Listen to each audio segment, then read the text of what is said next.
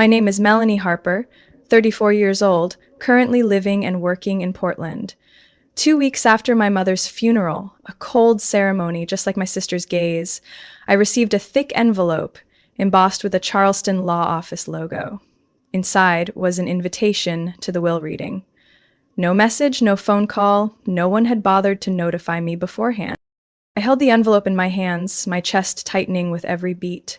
My name was handwritten on the front in neat script, Miss Melanie Harper. As if I were a guest at a family event I was never meant to attend. Why was I the only one kept in the dark? I remembered the funeral clearly. My sister, Vivian, handled everything, from the funeral home, the casket design, to the press release sent to the alumni associations where Mom once taught. I arrived exactly 5 minutes late due to a flight delay, and the moment I walked in, Vivian turned and looked at me like I was an intruder who had slipped past security. She hugged guests, gave speeches, and never gave me even one moment alone with Mom. When I tried to approach the casket and touch the cold hand I'd once held throughout childhood, Vivian stepped in front of me and whispered just loud enough for me to hear, "Don't ruin the atmosphere, Melanie. Mom's at peace now." That sentence sliced through me like a razor. After the service, I stood under the old oak tree near the cemetery, waiting for her to come talk to me. But she didn't. She walked past me like I was invisible. No questions, no embrace, no shared grief. And now, just 2 days before the will reading, I was finally informed by a soulless sheet of paper lying quietly on my apartment floor. I sat in silence for a long time. The old silk handkerchief my mom had given me when I started college, still tucked inside the drawer next to my chair. I pulled it out, ran my fingers along the edge, where her initials were embroidered. D.H.M. Dorothy Harper Miller. My mother's name. I folded it back carefully, stood up, and began to pack.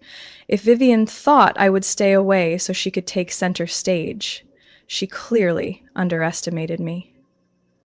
As I drove into Mom's old estate in Charleston, the magnolia trees lining both sides of the road still gave off their sweet scent, but it no longer carried any warmth. The iron gate opened slowly, as if unsure it wanted to let me in. I parked in the back, near the gardener's shed, the same place I always parked during summer visits. The front entrance was reserved for Vivian and her important guests. Elise, the longtime housekeeper, opened the door. She cracked it slightly, her expression uneasy when she saw me. "You really came back." I nodded, offering no blame. Maybe she was under Vivian's pressure, too. Inside, the house looked unchanged, still smelled faintly of fresh lemon and lavender. Mom always liked things neat and tidy. But the feeling was different now. It didn't feel like home anymore. Before I could fully step in, I heard the sharp rhythm of heels down the hallway. Vivian appeared, looking like a catalog model for a high-end home furnishings brand. Cream silk dress, hair in a tight bun, deep red lips, holding a glass of white wine. "Oh, Melanie," she said, her voice a blend of mockery and fake surprise. "I thought you were too busy to make it." I held up the envelope, saying nothing. "Yes, an invitation. Just don't forget this is a will reading, not an open mic for feelings." I didn't respond. I didn't need to.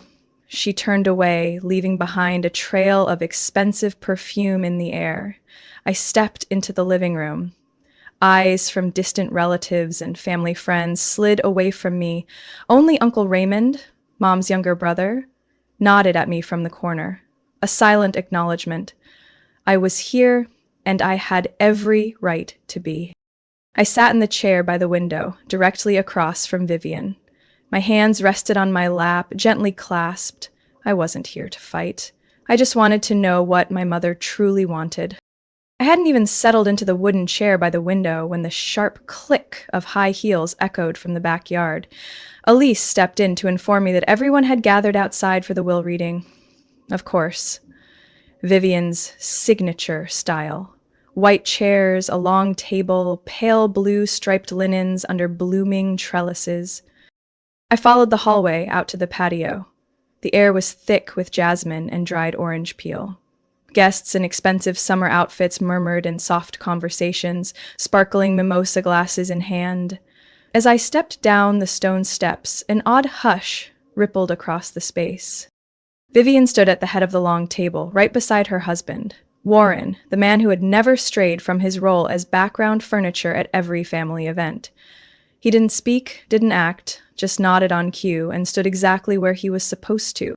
I took the empty chair near the far end of the table, seated between two distant aunts I only ever saw at Christmas. No one greeted me.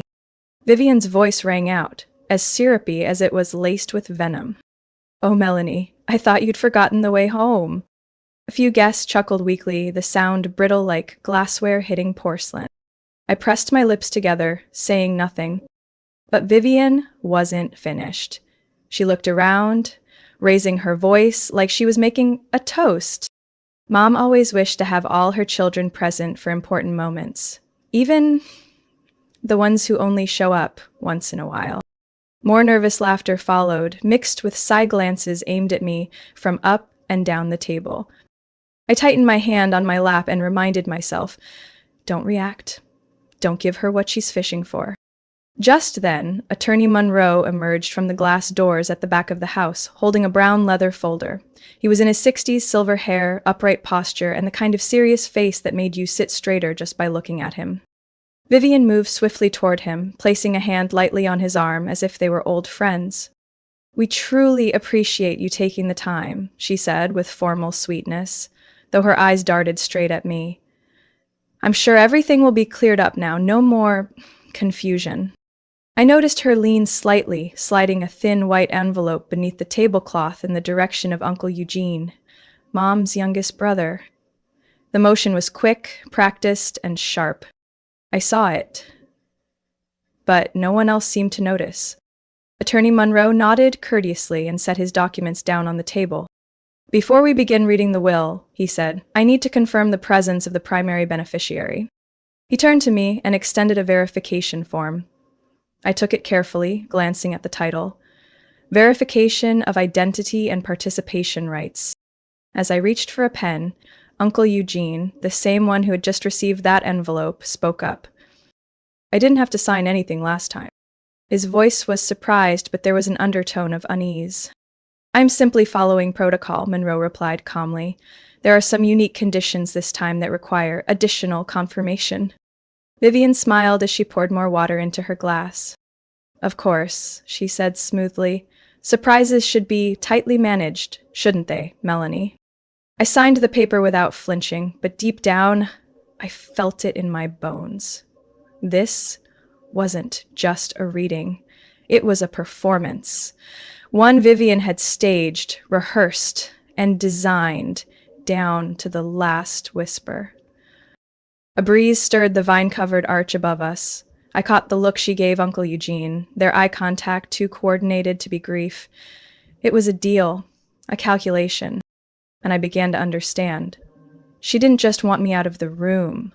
She wanted me humiliated, undone, erased, like I had never existed in our mother's story at all. I slipped my hand into my bag, brushing against the silk handkerchief Mom had once given me. "She thinks I came here to hear my name skipped over?" I straightened my spine and locked my gaze on Vivian. She smiled back, confident, calm, like everything was already in her control. Attorney Monroe removed his glasses, pulled out a stack of documents embossed with an official seal, and turned the first page with the same silver-ringed finger that made even routine gestures feel weighty.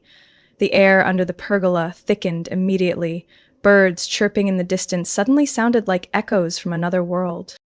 "I will now begin reading the official, notarized will dated March 7th, he said, voice deep and steady, each word dropping like a stone onto the table so carefully arranged.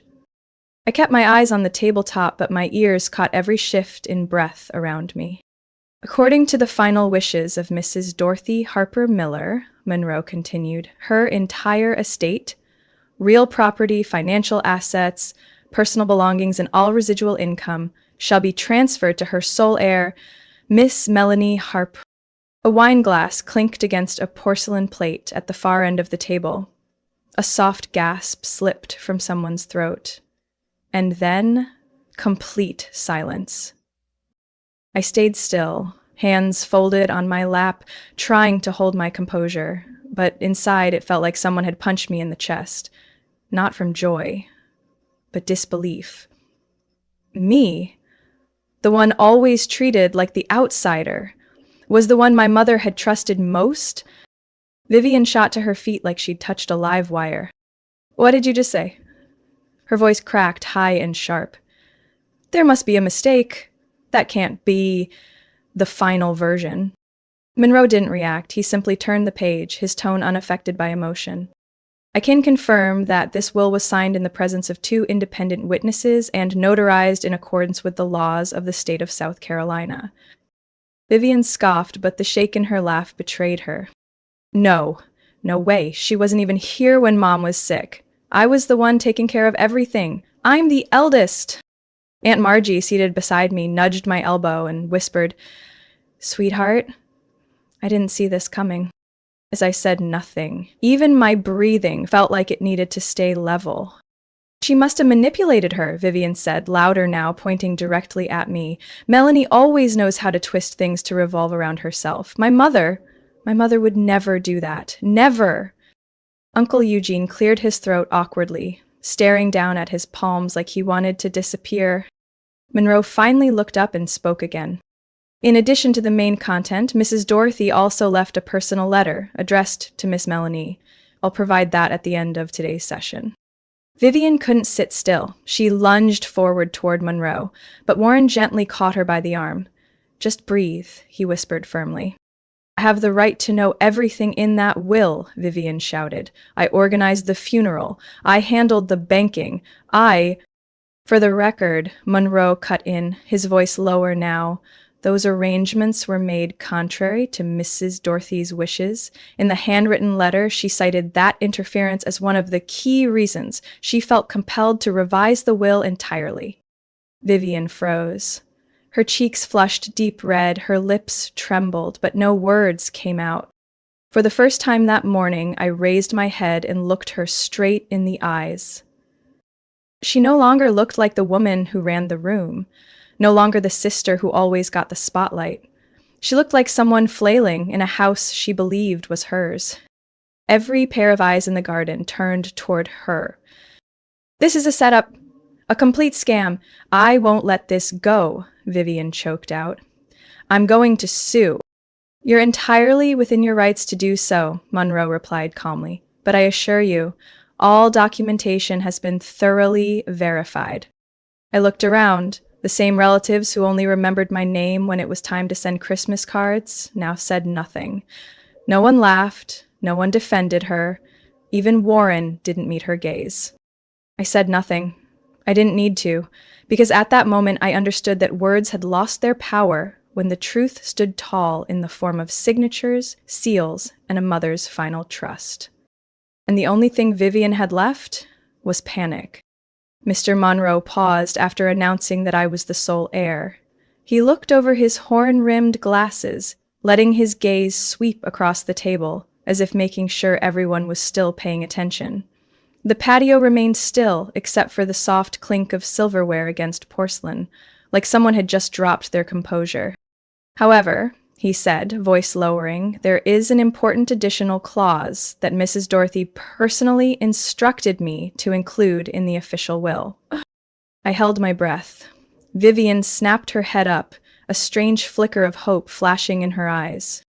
"The inheritance," Monroe continued, "will only be fully transferred if Ms. Melanie Harper resides in the main house for a minimum of 1 year from the effective date of this will. During that time, the property may not be sold, rented, renovated, or transferred in any form." I clenched my hands in my lap. That condition. Mom had never mentioned it, but thinking back to our last phone calls, the scattered questions like, "Do you get cold in the west bedroom?" I realized she had been planning this all along. Monroe paused, then turned his gaze directly to Vivian. "Additionally," he said. Mrs. Dorothy explicitly stated that Miss Vivian Harper shall not make any financial, structural, or administrative changes related to the house, garden, or any property within the estate grounds for 1 year from the date this will is made public. The words hit like a stone dropped into what had seemed like a calm lake. The silence that followed was no longer awkward, it was tense, as if something had just cracked beneath the surface. What? Vivian jumped up again. No interference allowed? I'm the one who's been living here. I've managed the house for 2 years while she stayed away, completely uninterested. Not accurate, Monroe replied, resting a hand on the folder. According to notes left by Mrs. Dorothy, you moved back into the house without invitation and, during that time, carried out several controversial actions, including hiring an architect and proposing to turn the pool area into a private event venue without her consent. Vivian's face drained of color. Warren, her husband, looked down, avoiding eye contact with anyone. She was sick. In and out of clarity, no one can truly believe she knew what she was doing. A soft cough came from the far end of the table. Dr. Eleanor, the physician who had treated my mother at home during her final months, spoke calmly. I'm sorry, but according to the medical records I submitted, Dorothy was fully lucid throughout the will revision process. I was also one of the 2 witnesses present during her signing. Vivian looked as if the breath had been knocked from her chest. She looked around desperately, searching for a nod, a supportive glance. There was none. I will appeal. I'll overturn all of this. It's offensive. She spat the words through clenched teeth, then dropped back into her seat, eyes burning red. I raised my head toward Mr. Monroe. This condition, it takes effect immediately? I asked, voice steady despite the quickening in my chest. Yes, he said. You'll receive the official copy of the will and related management documents within 48 hours. If you agree to the terms outlined, the inheritance will be finalized after 1 year from today. I nodded, though countless questions still lingered inside me. 1 year in the place that used to be home. Now equal parts memory and scar. 1 year under the same roof as echoes that weren't always kind, and worst of all, 1 year with a sister willing to do anything to flip the board back in her favor. The late spring breeze gently swept through the rows of flax plants behind the garden. The leaves stirred slightly, as if whispering secrets only the quiet could understand. I hadn't moved from my chair. The dizziness after everything Mr. Monroe had read faded quicker than I expected. Part of me knew this wasn't the end. When Mr. Monroe pulled an ivory envelope from his folder, sealed carefully, I already knew what it was. This is a handwritten letter Mrs. Dorothy left for Miss Melanie, he said, handing the envelope over with both hands. Signed, dated, and witnessed independently. You may keep it private, but if you'd like to share, we're ready to listen. I stared at the handwriting on the front. To Melanie, my daughter. The script still tilted slightly, soft and graceful, but something about it felt firmer, more certain than in years past. I opened the letter, my hands trembling slightly. Not from fear, but because, deep down, I had never truly believed Mom was ever on my side. I took a deep breath and began to read, softly, but loud enough that everyone around the table held their breath. Melanie, if you're holding this letter, it means I'm no longer here to explain things, and I'm sorry for leaving you alone for so long. There were years I let you fend for yourself in this family's empty spaces. When you moved away, I didn't stop you. When you stayed silent, I didn't ask why. But I watched. When you sent flowers for your sister's wedding, when you quietly paid my first month of hospital bills, I knew. And I never forgot. I paused. Across the table, Vivian was gripping her glass so tightly her knuckles had turned white. Leslie continued. Vivian once told me this house was a waste, that selling it could fund a new future, clear away everything old. I refused.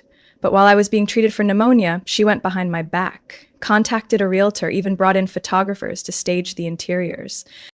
Melanie, you were the only one who ever asked what I wanted instead of telling me what I should do, and I rewrote everything the day you sat beside me, held my hand, and said nothing. I didn't change my will out of anger. I did it because I wanted someone patient enough to preserve this home, even just for 1 year, and I knew you were the only one who could. I clenched the letter. The garden was silent. Even the birds had stopped singing. Vivian stood up for the third time. Lies, she shouted. That letter proves nothing. Mom was sick. She wasn't in her right mind. She was lucid enough to keep every recording and signature, Mr. Monroe replied calmly, and sharp enough to change the front door lock right after you brought an appraisal team here without her permission. Vivian's eyes widened. She turned to her husband. Say something! You were there that day. Warren hunched his shoulders, saying nothing. His eyes stayed fixed on the rug beneath the patio, a silent but unmistakable denial. I folded the letter and laid it on the table. This isn't about winning, it's about what Mom truly wanted, I said quietly, and what she feared most was being erased while still alive.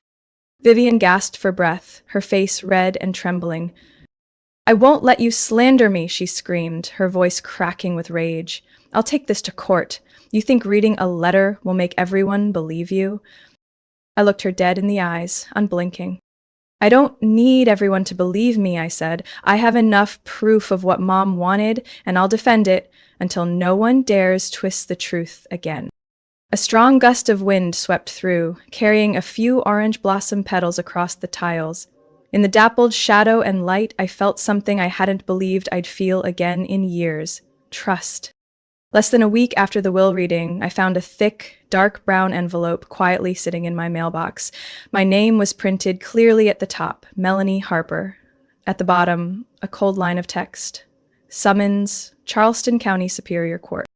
I held the envelope in my hand, a familiar sting hitting me like a slap from behind. I didn't even need to open it. I already knew. Vivian had followed through on her threat. But this time, she didn't scream. She didn't shout in the garden anymore. She chose the method people like Vivian use when they lose control, a countersuit.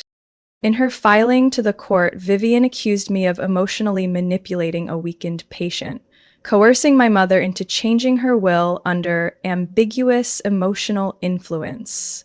Her attorney stated clearly that my mother no longer possessed full legal capacity at the time of signing. In other words, she accused me of manipulating a dying woman to steal her estate. I sat still in my office, the opened envelope on the desk, my fingers running over each dry line of legal jargon, but my mind could barely process it. All the memories, those nights I placed cold towels on Mom's fevered forehead, the times I stayed awake beside her hospital bed, those bowls of lukewarm porridge she barely managed to sip, were now being rewritten into a whole different story, a calculated scheme. But I had prepared for this possibility, not because I'd predicted Vivian would sue, but because Mom had left behind every trace, as if she knew this would happen. I reached into the bottom drawer of my filing cabinet and pulled out a small aluminum box, the one I had hidden since the day I returned to Charleston. Inside was a meticulously organized set of documents. On each one, Mom had written in her handwriting, "For Melanie to use if needed." I opened them. A certified copy of her medical evaluation from her primary doctor, stating, "Patient is lucid, responsive, and capable of making personal decisions." An email she sent to Mr. Monroe titled, "Revised Will, My Final Intention," in which she wrote, "I want Melanie to be the heir because she values this house, not because she's trying to sell it like Vivian attempted." A series of phone call recordings saved through an automatic app on Mom's phone. In one clip, Vivian can be heard yelling, "If you don't sign, then don't expect anyone to be on your side later." But the strongest piece of evidence was on a small USB drive hidden inside the lining of my handbag. A video testimony from the night nurse, Denise Caldwell, who had cared for my mother during her final days. In the clip, filmed on a phone, Denise sits calmly in front of the camera, barefaced and composed.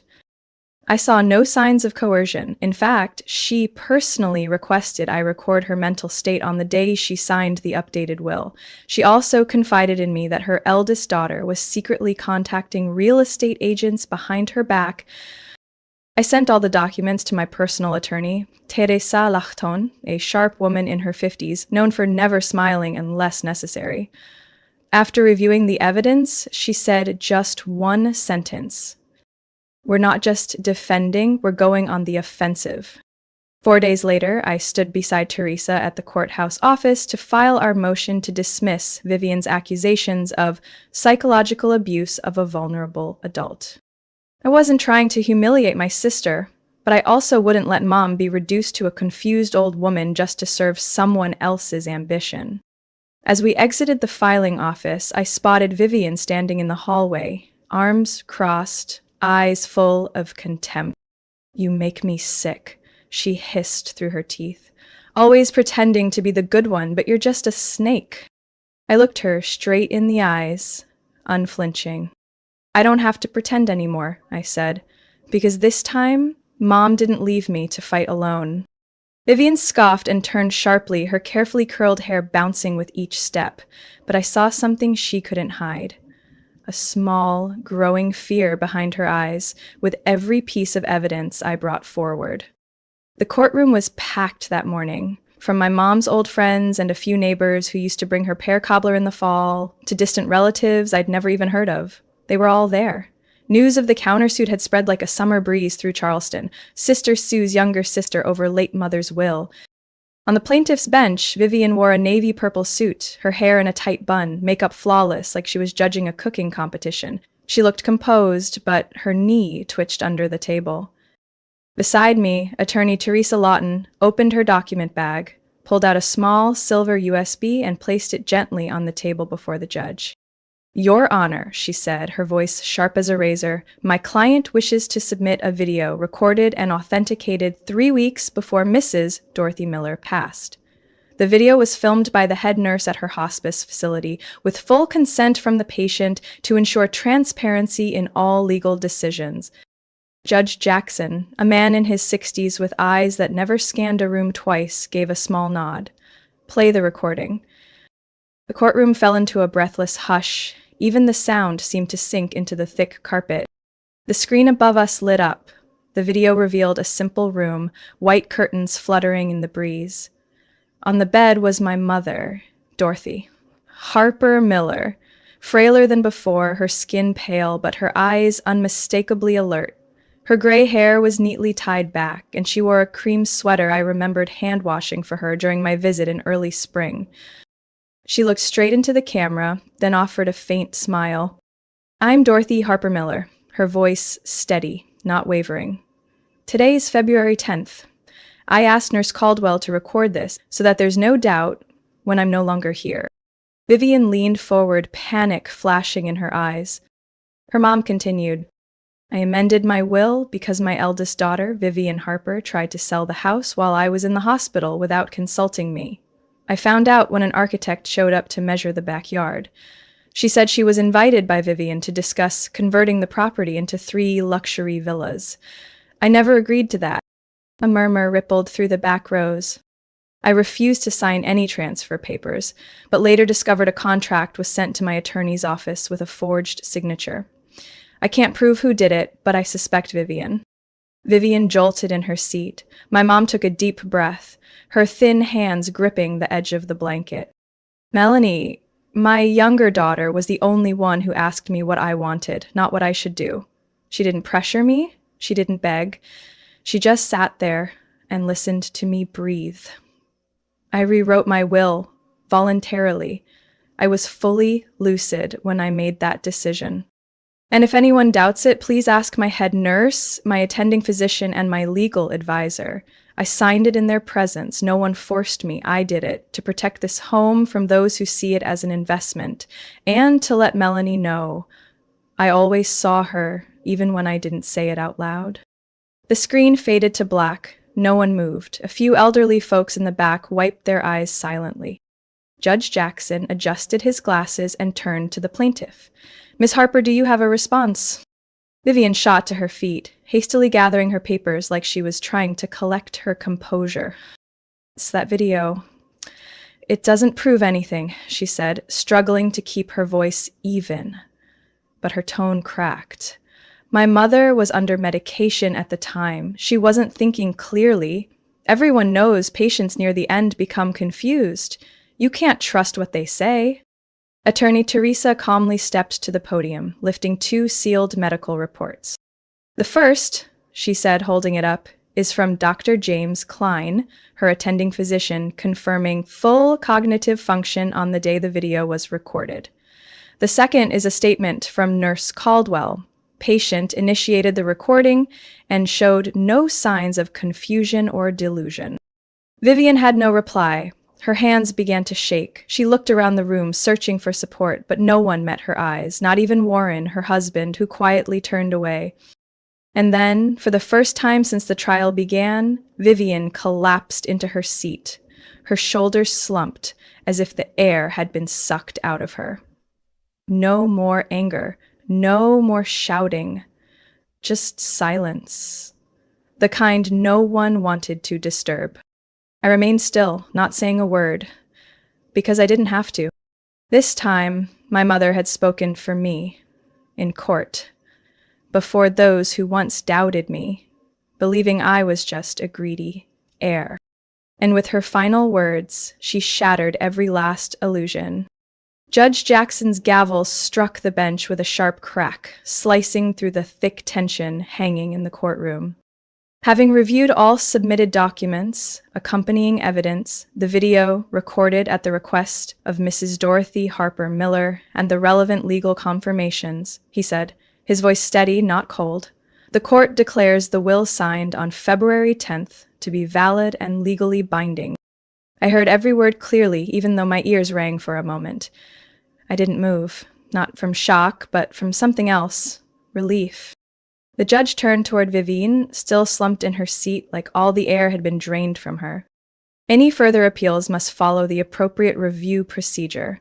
But be advised, unless new, compelling evidence is introduced, any effort to overturn this ruling will be dismissed outright. Vivian didn't respond. Attorney Teresa gave my shoulder a light tap, signaling it was time to rise. I nodded, picked up my bag, and walked slowly out of the row. I didn't glance around. I wasn't looking for anyone's eyes. But I still saw them. Warren, Vivian's husband, stood leaning against the far wall, his expression hollow as he looked at her. Uncle Eugene bowed his head, avoiding mine. A distant cousin gave me a small nod as I passed. Not approval, not disapproval, just acknowledgement. As I neared the plaintiff's table, Vivian suddenly looked up. Her eyes were bloodshot, mascara faintly smeared, but not a single real tear fell. "You really think you won?" she muttered, low enough for only me to hear. "You didn't win, you just acted better." I paused, turned, locking eyes with her. "I wasn't acting," I said, not lowering my voice. "I was living. You're the one who's been acting, in a house our mother never invited you into." I didn't wait to see her reaction. I walked away. The midday sun struck my face as I opened the courthouse door. The air outside felt lighter. The press crowd in the corridor looked drained from waiting. A few raised cameras when they spotted me, but there were no shouts, no pushing. A young reporter, petite and bright-eyed, stepped closer. "Miss Harper," she asked, "do you feel satisfied? Having just won against your own sister?" I looked at her for a moment, then shook my head. "This isn't a win. This is protection," I said. "I didn't take anything from anyone. I simply stood by the only person who ever stood by me." And I walked away. No justifications, no clarifications. Behind me, the courtroom door closed. I didn't need to turn around to know Vivian was still sitting there, alone, in a room full of people who no longer stood with her. That afternoon, I returned to my mother's old house. On the wooden coffee table, I placed the certified copy of the court-approved will on the bookshelf, right next to a photo of my mom smiling in her lavender garden. I didn't open a bottle of wine. I didn't call anyone to celebrate. I simply sat in the old armchair, my mother's favorite for late-night reading, and let the quiet settle around me. Not because I was alone, but because at last I had come home. Not as the forgotten daughter, but as the one chosen. Not because I was the most successful, but because my mother knew I wouldn't sell this house. I wouldn't bulldoze her memories. I wouldn't use her death as a tool to control others. I didn't need anyone to validate that with applause. The proof was in the silence that filled the room, the moment truth finally spoke. From someone once treated like a shadow in her own family, Melanie stood up to defend the truth, her mother's honor, and the memories that mattered most. She didn't fight back with anger, but with faith, evidence, and unwavering resolve. Melanie's story reminds us justice doesn't have to be loud, and real love always leaves a trace, even after someone is gone. In a world full of deception, honesty and loyalty can still make the truth heard. What do you think about Melanie's choices and how she protected her mother's legacy? Share your thoughts in the comments below, and don't forget to follow the channel for more powerful stories about family and the ties that shape our lives.